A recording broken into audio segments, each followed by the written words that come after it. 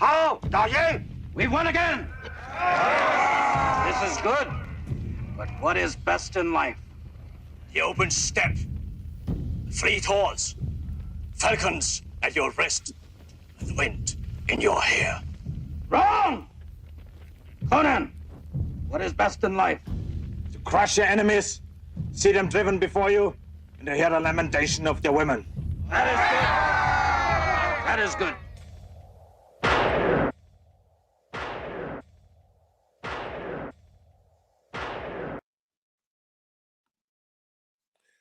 Shalom, shalom, shalom, shalom. As always, first I want to give all the praises and the glory to Yahweh, Bahasham, Yahweh Shai, Bahasham, Barakah Kadash. Yahweh is the name of the Most High God. Yahweh Shai is the name of the Son, who the world ignorantly calls Jesus Christ. Double honors to the apostles and to the elders of Great Millstone. Shalom to the 144,000 and the hopefully elect brothers and sisters of the house of Israel. Shalom. So, I want to do a quick response to this video that Elder Apostle Tahar put up.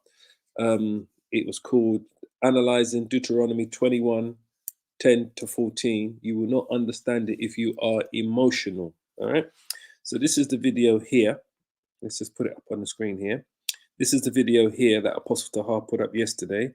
I actually saw it this morning. So I really wanted to do a quick response to this video regarding what was discussed here by these guys in the house of the house of the so-called consciousness, right? Sarnetta and his sidekick Jabari, right? They did this live video on the 18th of February, which is a couple of days ago, regarding Deuteronomy chapter 21, verse 10 to 14.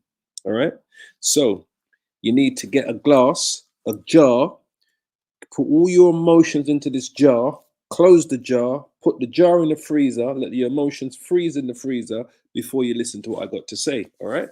This is what you need to do. Take your emotions, cop it up all into a jar, get it all out of you, put it in a nice airtight jar, then take that jar, go to your freezer, put it in the freezer, and let your emotions freeze in the freezer, right? Because we're going to go into a little bit of this.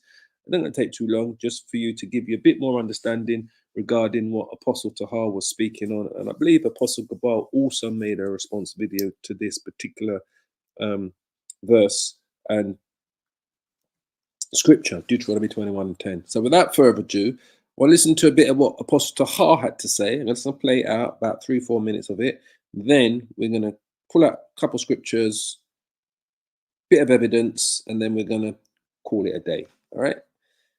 So let's go. Let's hit it. So anyway, I'm just going to let this video play and I'll chime in when the Spirit hits me. So just listen up and enjoy. Read that for me. Deuteronomy 21, verses 10 to 14. Mm-hmm. When you go out to war against your enemies, and the Lord your God gives them in your hand, and you take them captive, and you see among the captives a beautiful woman, and you desire to take her to be your wife, and you bring her home to your house, she shall shave her head and pare, and she shall take off her clothes in which she was captured. Yeah, this is of another nation. I remember at one point, the ISUPK said, I forget who, this was years ago, they said that this precept right here, Deuteronomy 21 and 10, is referring to when Israel fights another group of Israelites, because the wives that you're going to take are Israelites. This is talking about other nations.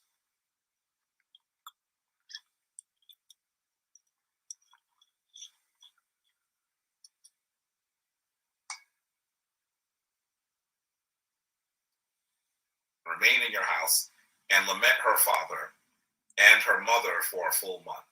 After that, you may go into her and be her husband. Full month is a moon cycle from the new moon to the new moon. If she was captured on the full moon, then it would be from the full moon to the full moon. And by the way, the new moon is when the moon is dark. And she shall be your wife. But if you no longer delight in her, you shall let her go where she wants. But you shall not sell her for money, nor shall you treat her as a slave. since you have humiliated her. All right, see right there. Read it again. Start from 10. We're going to break this down. That is 10 I was reading. No, you went all the way down to 14. Yeah. Oh, you all right. Stop. Yes, go ahead. Okay. Read 10. When you go out to war against your enemies, and the Lord your God gives them into your hand. Stop. Is that 10? Yes. Stop. That's not all of 10. Okay, just read 10. And you take them captive. That's the end of 10. Okay, now, what do you get out of that? Break this in, because I always bring this to Zariak and all of them. I mean, I think that what we're seeing here is something that I think is reprehensible. Now, listen, we know that war is problematic in any time that it has occurred in human history. Mm-hmm. But this is different here. We're actually in the law of God being in favor of the sexual capture. Thank you, bro. As one of. My question is this. When you go back to the ancient Egyptians, the Kemetic people, the people of Mizraim, when they took down enemies, did not they take women as captives and had sex with them and made them their women, whether they liked it or not? I don't think, and I'll do some research on it. I'll leave it up to y'all too. That's with any nation, but we're dealing with the Kemetic people, the Egyptians, so-called Egyptians, which is a Greek word, people of Mizraim. When they took down their enemies and they saw a woman that they like, did they say, well, I'm not going to mess with you, maybe I can rap to you, walk, show you the pyramids, and maybe you'll start to like me and we can build a rapport and get to, did they take these women and grape them if they didn't want to be taken? Man. So let's answer the question that Apostle Tahar put to the brothers and anyone else out there wants to make a video regarding this. Did the Kemetic nations do the same thing? Was it any different amongst any nation back there? This is why I started with the video of Conan the Barbarian, all right? When he was asked by the leader, what are the best things in life? What did Conan say? The crushing of your enemy and the lamentation and hearing the lamentation of their women. So was it any different for any other nation? So I was looking into it a little bit, right? Apostle Tahar put the question out there, so let's have a look. So this is an article that was published on June 15th, 2023. So we're in the spring link here, right? This is the article here, right? Ancient Egyptian slavery, all right? This is the Palgrave Handbook of Global Slavery Throughout History, all right? Ancient Egyptian slavery, all right? So this chapter provides a broad strokes overview of the forms of enslavement and coerced labor in Egypt from the Old Kingdom, 2600 BC, to the end of the Ptolemaic period, 30 BC, tracking the methods of entry into and exit from enslaved status, as well as the extraction of slave labor, although there are some constants, such as enslavement through capture in war, which is what we're going to look at, right? That's what Deuteronomy 28:21 is speaking about, enslavement through capture in war, over the course of nearly 3 millennia of Egyptian history, right? Although there are some constants, such as enslavement through capture in war over the course of 3 millenniums of Egyptian history, the forms of enslavement and coerced labor manifested differently as the state underwent societal and economic change. So, the enslavement of capture in war was going on over 3 millennium, 3,000 years of Egyptian history. So let's quickly go into it. First week it was quoted about us going into slavery under the Egyptians. I'm the Lord your power, who has delivered you, you Israelites, from the land of Egypt, the house of slaves. Because Egypt was known as the house of slaves, the house of bondage. This is why we tell you all the time that the word Egypt is symbolic with the word house of slaves. That's what it actually means. It's house. Egypt is a Greek word. It means house of bondage, house of slaves. This is why we always tell you that America is spiritually known as Sodom for homosexuality, and Egypt because it was the place of slavery, a house of slaves over 400 years. Slavery to the children of Israel happened in some spiritual Egypt, America, because that's where it comes from. The land of Egypt is the house of slaves. Spiritual Egypt is America. Anyway, it's a slavery in ancient Egypt still exerts a powerful hold over imaginations today. Based on the Exodus narrative, the view of Egypt is often that of a house of slaves, a society founded on slave labor. You understand why we tell you that? We know Revelations 11 and I think it's 11 and 9 or 8, where it talks about spiritual, that great city, spiritually known as Sodom and Egypt. This is exactly why. Exodus 20 and 2. An Egyptian documentation reveals little about slaves and slavery. Instead, it provided us with evidence of marginalized groups, prisoners of war, ambiguous terminology, and blurs in the line between servants and slave, right? So, as you can see, as I said here, house of slaves. Based on the Exodus narrative, scripture, the view of Egypt often that of a house of slaves, a society, what did it say? A society founded on, let's just give this a bit more, a society founded on slave labor, Egypt, all right? America, spiritual Egypt. So let's jump down here. So I didn't want to spend too long on this, right? Historical overview of the different kingdoms, right? I want to go straight to it. See if I can quickly find what I was looking for. Okay. Entry into enslavement, all right? This is for all you Kemetic fanatics, all right? That, like what the apostle says, man, there's a missile waiting for you Kemetic fanatics. Kemetic fanatics. That's your new name, you Kemetic fanatics. Entry into enslavement in the world of the Kemetics, right? In his classification of coerced labor, Michael van den Linden listed 10 reasons for entering a coerced labor relationship, of which the following 7 are relevant for Egyptian coerced labor.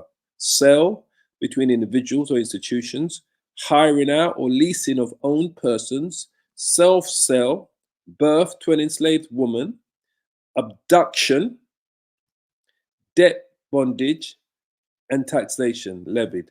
Though all are attested, the incidents of these reasons differ over time, as summarized in the following tables, with an X indicating attestation, right? This table should also be considered in context of the varying availabilities of sources. The Old Kingdom and the Sate and the Persian periods and fewer sources are likely evidence of methods of entry, but does not necessarily mean these methods did not exist, only that they are undocumented, all right? So it's showing you the kingdoms that what they did, right? Like the Old Kingdom, abduction and taxation. The Middle Kingdom, abduction and taxation. The New Kingdom, third intermediate period, abduction, taxation, sale, hiring. The Site and Persian periods, abduction, sale, self-sale, and the Ptolemaic period, abduction, taxation, sale, birth, debt. So abduction would be capturing during war. So all of the kingdoms, the Egyptian kingdoms, from the Old Kingdom all the way up to the Ptolemy, which were the Greeks when they took over and became the new pharaohs of Egypt, which was about 300 BC under Alexander the Great. From all the way 3,000 millenniums, capture during war was a part of slavery captives, right? So let's have a quick read, right? So we're going to deal with abduction, right? It says these methods of entry differ not just on their incidence, but also in their manifestation. For example, abduction in the Middle Kingdom took the form of prisoners of war from Nubia and Libya drafted into the military. In contrast, abduction in the Ptolemaic period included native Egyptians enslaved as punishment for their participation in the rebellion. Of course, because the Ptolemies are not Egyptians, they're not Hamites. The Ptolemies are Edomites, all right? So they taken Egyptians, after they conquered them into slavery, it's the same thing. They've captured them during war. That's what abduction means, all right? So let's see if Deuteronomy 21 and 10 to 14 also applied to, were the Kemetic societies doing this as well, right? I say we had a law, we had the law of the Most High to show us how to deal with that, whereas they were just doing it off of their own backs, right? But let's see. Abduction. It says, throughout Egyptian history, the best attested method of entry into enslaved status was through abduction as a prisoner of war. Let me read this again. Throughout Egyptian history, the best attested method of entry into enslaved status was through abduction as a prisoner of war. So we are debating this here, right? Deuteronomy 21 and 10, right? The laws of the Most High, right? Where it says, when thou goest forth to war, to the Israelites, against thine enemies, and the Lord Yahweh thy power has delivered them into thine hands, your enemies, and thou hast taken them captives. We've captured the ones that survived the war, right? The men, the women, the children. And seest amongst the captives a beautiful woman, and has a desire unto her, that thou wouldest have her to thy wife. So you were free to choose, right? You warriors of war were free to choose these captive women as your wife. Then thou should bring her home to thine house. So you're going to bring her home to your house, and she shall shave her head and pare her nails, right? So she's gonna, it's like it's kind of like she's preparing herself to be clean again, all right? And she shall put on the raiment of her captivity from off her. She's going to take off her clothes of captivity, and shall remain in thine house, and bewail her father and mother a full month. So she's got a month to mourn her parents, right? And after that, thou shalt go in unto her. After that, you are allowed to go in unto her and be her husband, and she shall be thy wife. So you're allowed to take her as your wife, which means you're allowed to go in unto her and have sex with her. All right? It's as simple as that. And it shall be, if thou have no delight in her, so if for some reason after you've had sex with your captive that you've taken from the war, prisoner of war woman, beautiful woman you've come across, you want her to be your wife, because sex is marriage, right? In amongst the Israelites, sex is marriage. And it shall be, if thou have no delight in her, then thou shalt let her go whither she will. So if for some reason that chemistry didn't bold after you've had sex with her, you've spent a little time with her, you can let her go, but thou shalt not sell her at all for money. So you can't sell her as a slave. Thou shalt not make merchandise of her, because thou hast humbled her. You cannot make any merchandise of her. You got to let her go free. So she now becomes a free woman if for some reason you don't want to continue to keep her as your wife, as your concubine, your wife, right? Because you humbled her, you had sex with her, you had taken her into your chamber, she became your wife. Whether she wanted to have sex with you or not, she was humbled by you. You was allowed to take her. That's the law of war. These are the enemies that the Lord put before you.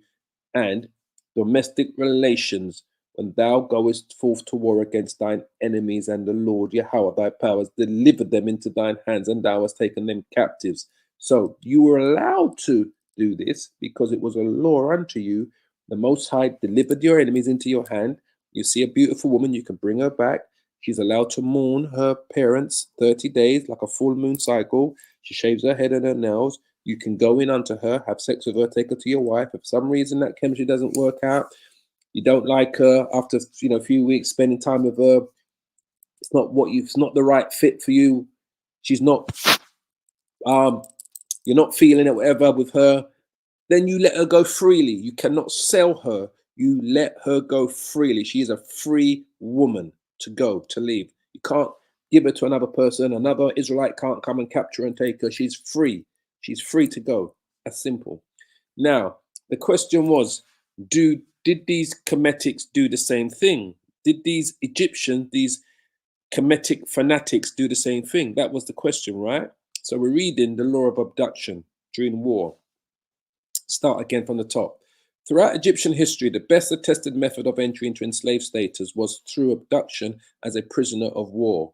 This is not to say that it was the most common method, but simply the one for which there is the most evidence, partially because the capture of prisoners of war was ideologically important to the Egyptians as a mark of strength in the region. Autobiographies boasted of capture of enemies and the scenes of smiting the enemy and leading away chained Nubians and Libyans because a mainstay in Egyptian art, even when Nubians and Libyans were no longer enemies of the state. Let's continue. In the Old Kingdom, prisoners of war were what? Bound for life, included male Nubians and Libyans. Old Kingdom expeditions into Nubia are particularly well attested in personal autobiographies of military officials, which boast their capture and enslavement of thousands of captives, both men and women. Native Egyptians could also be abducted into labor, though it seemed that this practice was frowned upon. Two autobiographies of officials list amongst their accomplishments that they had never forced Egyptians into servitude, with one of these officials specifically that he had never forced any daughters into enslavement. Same, just like Israelites. We couldn't take the captives. If one Israelite nation went to war against another, we could not take the Israelites that survived that war into captivity. We could not do that. We would not be taking our fellow Israelite men or women into captivity if for some reason two Israelite nations, two Israelite tribes went to war against each other, because that did happen sometimes, all right? But they couldn't take each other's men or women as captives of war after that war. Just so you understand, Israelites never did that practice amongst each other. It was against the other nations, just like how the Egyptians did it against the other nations. But sometimes, as we just read, they did it amongst themselves, the Egyptians, right? As we just read, right? It says there, though it seems that this practice was frowned upon, two autobiographies of officials list amongst their accomplishments that they had never forced Egyptians into servitude, with one of these specifically that he had never forced any daughters into enslavement, all right?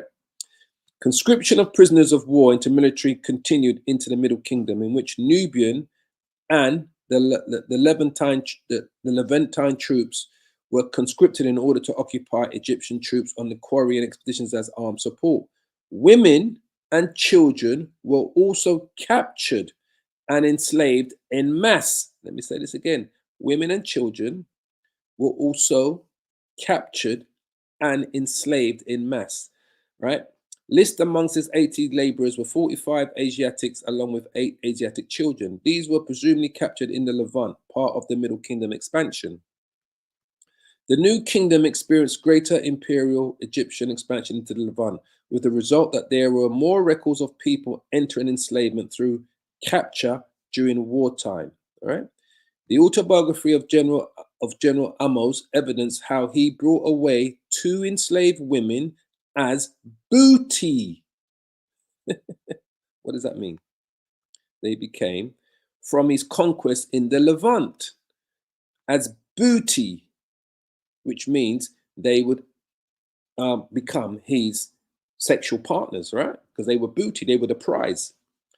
As part of his retirement gift of land and gold, he was gifted 19 more slaves, some of who bore foreign names and originated from similar campaigns. The Stella of Usat, which is like a stella, is like a it's normally like a, what do you call it? Like an inscription on a piece of brickwork, like a stone. A stella is like a stone with an inscription of information that's on it, right? That's what they wrote on, right? The Stella of Usat, the Viceroy of Kush, lists amongst the achievements of the king that he possesses a female slave from Babylon, a female slave from Babylon, a female slave from Byblos, and a little girl of Alakar, and an old woman of Araka, all right? Showing you, it's got on the Stella of Ustat, the Viceroy of Kush, list amongst these achievements, right? This is who he possessed. It says Tutankhamun's restoration stela, written after upheaval of his father Akhenaten's reign, mentions among his accomplishments that he had filled the workhouses of his officials and priests with men and women brought as booty and entered into slave status. Papyrus Harris, a New Kingdom administrative document, includes a historical section that details the king's capture of persons in military campaigns. So he says here, and Levant. So this is what's on the papyrus, right, of Harris, right? This is what's written on it, right, in hieroglyphics. He says here, I brought back in great numbers those that my sword has spared, with their hands tied behind their backs before my horses, and their wives and children in tens of thousands, and their wives and children in tens of thousands. I imprisoned their leaders in fortresses bearing my name, and I added to them chief archers and tribal chiefs, branded and enslaved with the cartouche of my name, their wives and children being treated in the same way, branded and enslaved, right? Enslaved persons who entered into their state as prisoners of war in the New Kingdom were branded upon their right shoulder as attested on a relief at the Mediat Habu. Branding continued in the late period in which the practice is applied to all enslaved, all right? After the end of the New Kingdom, the upheaval of the third intermediate period, Egypt no longer had the military presence in the Levant, nor the centralized state that would provide for huge influxes of foreign labor. However, the Cushite kings of the late period led campaigns into what is now Gaza, capturing men who appear sporadically in the textual records as men of the north. Right? So it says the Persian satraps Ashames, residing in Egypt in the 5th century BC, records in his letter the importation of a number of foreign slaves, including Cilicians and Iranians. The former were likely captured as part of the Persian expansion. All right. So as well as they go. Okay. So as you can see, in the Ptolemaic period, capturing war remained a common source of slaves, though it was interesting to note that not all captured persons became enslaved. All right. So as you can see, this was practiced during the Ptolemaic, the Egyptian times, the abduction, the enslavement of men, women, and children, and the women ultimately became booty to the men, so they would become their sexual partners, sexual slaves for them, their partners, and then ultimately become their wives, right? So they were doing it, the Egyptians, the Kemetic fanatics were doing it because this was common practice in the ancient world. You subdued your enemy, you captured the slaves, the men became laborers, the women became concubines or wife to the soldiers, the warriors that fought that war, all right? They would obviously choose the best crop of the women. It was standard. It was a standard practice back then. Every nation did it. It's just that we had laws that guided us in what we did and how we went about doing it. Whereas these other nations didn't have laws from the Most High. They did it off of their own backs, and they had their own system and methods of how they want to go about doing it. But they did the exact same thing, just so you understand. We had the laws, all right? So Deuteronomy chapter 4, and I'm going to finish it here. I just really wanted to answer the question that Apostle Har said. Did these other nations do the same thing? Yes, except we had a law to guide us and a power that gave us the power to conquer these nations. So, as we all know, Deuteronomy 4:1. Now, therefore, hearken, O Israel. So this is during the times of Moses, during the times of King David, during the times of all of these wars, during the ancient times, right? Now, therefore, hearken, O Israel, unto the statutes and unto the judgments which I teach you, for to do them that ye may live and go in and possess the land which the Lord God Yahweh of your fathers giveth you. You shall not add unto the word which I command you. Don't get emotional. Don't get emotional, Israel. Don't add unto the word and start making up your own fathoms like you're the Most High. The Most High is the potter. We're the clay. We tend to forget this. We're nothing to the Most High. Thank the Lord that we've chosen people. But I'm saying ultimately, we're this minuscule thing in all of what's going on in this whole universe and the heaven of heavens. We're minuscule, but we are his chosen minuscule people. You shall not add unto the word which I command you, neither shall you diminish aught from it. So we're not going to diminish this because it offends people. The laws regarding domestic relations. We're not going to diminish what the Lord said. If he gives a nation into our hands and they becomes our captives, we are allowed to go and look for the most beautifulest handmaid amongst that nation. We're allowed to bring her home and let her shave her head and pare her nails, right? We're allowed to. These are the rules. These are the rights that she's got. She's gonna have the right to mourn a full month for her parents, completely. And we're gonna have the right to, and we have the right to go in unto her and make her our wife and humble her. And if after all of that, we're not bonding with her, we don't really like her as much as we thought we did at the beginning, we must freely let her go and not sell her. No merchandise. We must not allow any other Israelite to come and take her and capture her. She's free to go out into the world and find her a husband. Simple. She may even want to stay and find a husband amongst the Israelites, but she's free to go. She's free. But that's the domestic relations law. That's how things were back then. We're not going to get emotional about how the Most High set the thing, right? So we're not going to add to the word nor diminish it because of people's emotions in the 21st century, where the woman has surpassed the man. We're living in a kingdom that's guided by, that's ruled by women, but they're under the thumb of their oppressors, Esau, the man that's put them in this position. Make them have this power. It says that ye may keep the commandments of the Lord your power, which I command you. So don't diminish nothing from the law. So when we're teaching you, we're not going to diminish it because, oh, it's going to touch your feelings. We're going to show you exactly how it was back then. And in the kingdom, we're going to be allowed to do the same thing again. Just so you understand. Isaiah 14:2 is quite clear. It says, your eyes have seen what the Lord Yahweh did because of Baal-Peor. For all the men that followed Baal-Peor, so those are the same men that are following this Kemetic. These are the Kemetic fanatics today. The same men that followed Baal-Peor are your same Kemetic fanatics today. These are the same Kemetic. These are the Jabberies and the Sarnetas of the 21st century. Those were the men of Baal-Peor back then. They're back here today. Everyone's back again. Everyone's back in their lot, let me tell you. And they're back here today again. The Jabberies and the Sarnetas are the same men, back here again today. All right? It says that your eyes have seen what the Lord did because of Baal-Peor. For all the men that followed Baal-Peor, the Lord Yahweh has destroyed them from among you. And he's going to destroy these men, these Kemetic fanatics, these I want to be so African Israelites. The Lord's going to destroy them with these ICBMs. And if the ICBM doesn't get them, the chariots and the angels are going to destroy them in the second coming of our Lord Yahweh Shai. Because these are these effeminate, emotional men who can't just take the Bible for what it actually says and accept it. It was a common practice back then, as I showed you, amongst the Kemetic Egyptians.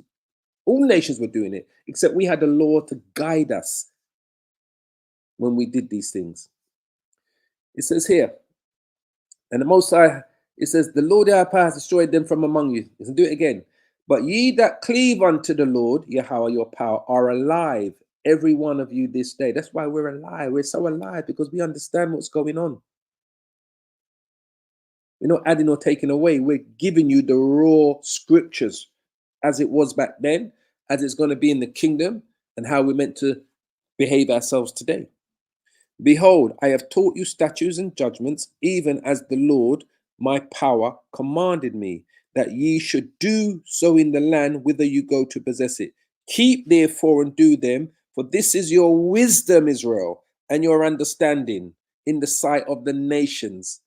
You see, these guys don't have no wisdom or understanding. All they've got is emotions. It's just my emotions running away with me. It's their emotions, mate. Their emotions running away with them. Their imaginations running away with them with their emotions. It says, keep therefore and do them, for this is your wisdom and your understanding in the sight of the nations, which shall hear all these statutes and say, surely this great nation is a wise and understanding people. For what nation is there so great, who has God so nigh unto them as Yahweh, our power, is in all things that we call upon him for? And what nation is there so great that has statutes and judgments so righteous as all the law which I have set before you this day? Only take heed to thyself and keep thy soul diligently, lest thou forget the things which thine eyes have seen, and that's what they have done, and lest they depart from thy heart all the days of thy life, but teach them thy sons and thy sons' sons. So we are teaching you and showing you what the laws was. It doesn't apply now because we're not in no power, we're not capturing no nations, we're in captivity. All we do is follow the laws to the best of our abilities, and we're not going to go against, we're not going to break the laws of the countries that we're living in, but we're going to follow the laws to the best of our ability. We're not capturing anybody now. We're not forcing anybody now. We're not telling anyone to take no woman and force yourself upon her, because that's against everything that this society stands for. We're not telling anybody to get involved in grape in the 21st century. Not at all. We're not, what's the word I'm looking for? We're not pushing that. We're not saying that's what you should be doing. Absolutely not. All we're saying is that this was a common practice when nations went to war during the ancient times, during the Bible times. But we're not telling anyone to go out there in the 21st century today to force any woman or to humble any woman. No, we're not pushing that. We're not condoning that in any way in the 21st century. You're going to go to jail. We are telling you to respect the woman in the 21st century. Wine her and dine her. But I'm telling you, in the kingdom, we're going to be a complete different mindset, and we're going to have the power, because we're going to be superhumans. We're going to have superpowers. And the funny thing about it, they're going to want to be with you. They're going to want to flock to you, because they realize that their children are going to be sons of gods.